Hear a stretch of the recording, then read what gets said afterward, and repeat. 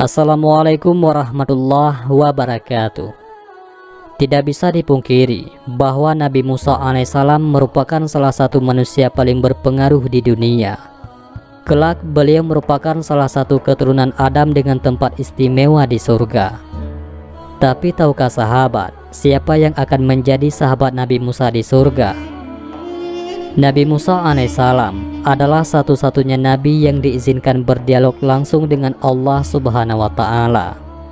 Oleh karena itu, beliau diberi gelar Al-Kalim atau Kalimullah, yang bermaksud manusia yang dapat berbicara atau berdialog langsung dengan Allah Subhanahu wa Ta'ala.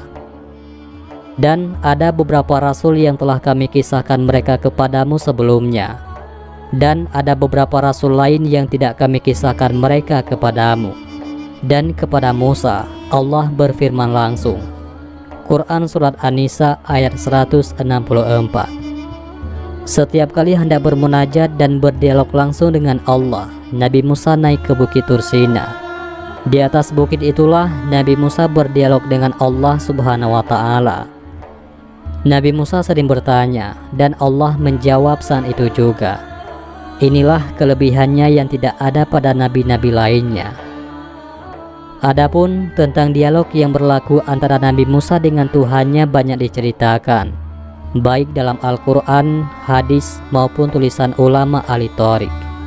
Salah satunya adalah kisah berikut, yakni kisah ketika Nabi Musa bertanya tentang seseorang yang kelak akan menjadi sahabatnya di surga.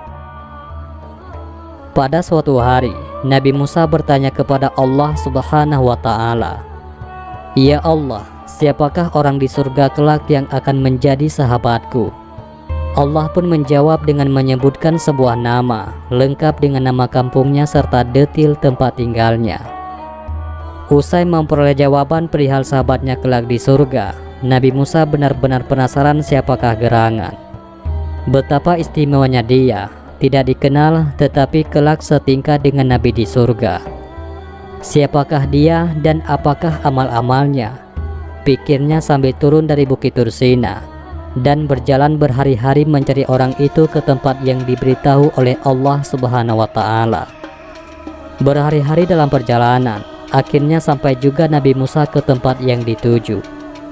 Berkat pertolongan beberapa penduduk setempat, Nabi Musa alaihissalam berhasil bertemu dengan orang tersebut. Ia ternyata seorang pemuda. Setelah memberi salam, Nabi Musa dipersilakan masuk dan duduk di ruang tamu. Hal aneh dirasakan Nabi Musa, pasalnya pemuda itu tidak melayaninya. Dia malah masuk ke dalam bilik dan melakukan sesuatu di dalamnya. Sesaat kemudian, dia keluar sambil membawa seekor babi betina yang besar. Lalu babi itu pun dituntunnya dengan baik dan penuh hormat. Nabi Musa alaihissalam pun terkejut melihatnya. Apa-apaan pemuda ini? Ia memelihara babi di rumahnya, kata Nabi Musa tersentak kaget. Dalam hatinya penuh keheranan. Apalagi melihat babi itu dibersihkan dan dimandikan dengan baik. Setelah itu, babi itu dilap sampai kering serta dipeluk, dicium, kemudian dihantarkan kembali ke dalam kamarnya. Sesuatu yang lebih aneh terjadi. Saat ia keluar lagi, dibawanya pula seekor babi jantan yang lebih besar. Perlakuan yang sama dengan babi betina yang sebelumnya. Babi itu juga dimandikan dan dibersihkan. Kemudian dilap hingga kering dan dipeluk serta dicium dengan penuh kasih sayang. Babi itu kemudian dituntun, diantar kembali ke dalam kamar yang sama. Setelah selesai, barulah dia melayani Nabi Musa alaihissalam.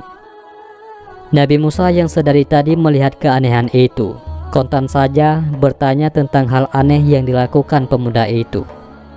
"Wahai anak muda, apa agamamu sampai berbuat seperti itu kepada babi?" "Agamaku agama tauhid. Aku beriman kepada Allah Subhanahu wa Ta'ala," jawab pemuda itu dengan singkat. "Tapi mengapa kamu mengurus babi bahkan sampai seperti itu?" "Kita tidak boleh begitu terhadap babi," kata Nabi Musa. "Wahai Tuan," kata pemuda itu, "sebenarnya kedua babi itu adalah ibu bapakku." Nabi Musa pun kaget. Pemuda itu pun melanjutkan, Karena mereka melakukan dosa besar, Allah telah mengazab mereka dengan mengganti wujudnya menjadi babi. Soal dosanya itu, biarlah itu urusannya dengan Allah. Panjang lebar pemuda itu menjelaskan, sebagai anaknya, aku tetap melaksanakan kewajibanku mengurus mereka. Hari demi hari, aku berbakti kepada kedua ibu bapakku, seperti yang Tuan lihat tadi. Walaupun rupa mereka sudah menjadi babi, aku tetap melaksanakan tugasku sebagai anak. Sebagai anak, aku harus begitu kepada orang tuaku, kata pemuda itu. Setiap hari aku berdoa kepada Allah agar dosa mereka diampuni. Aku memohon supaya Allah menukarkan wajah mereka kembali menjadi manusia yang sebenarnya. Tetapi Allah masih belum mengabulkan hajatku, tambah pemuda itu dengan suara yang sangat sedih. Selesai pemuda itu bercerita, ketika itu juga Allah Subhanahu wa Ta'ala menurunkan wahyu kepada Nabi Musa alaihissalam. Wahai Musa, inilah orang yang akan menjadi sahabatmu di surga nanti. Sebagai buah dari baktinya yang sangat tinggi kepada kedua orang tuanya, ibu bapaknya yang sudah buruk rupa menjadi babi pun dia tetap berbakti. Oleh karena itu, kami naikkan makamnya ke derajat yang tinggi di sisi kami.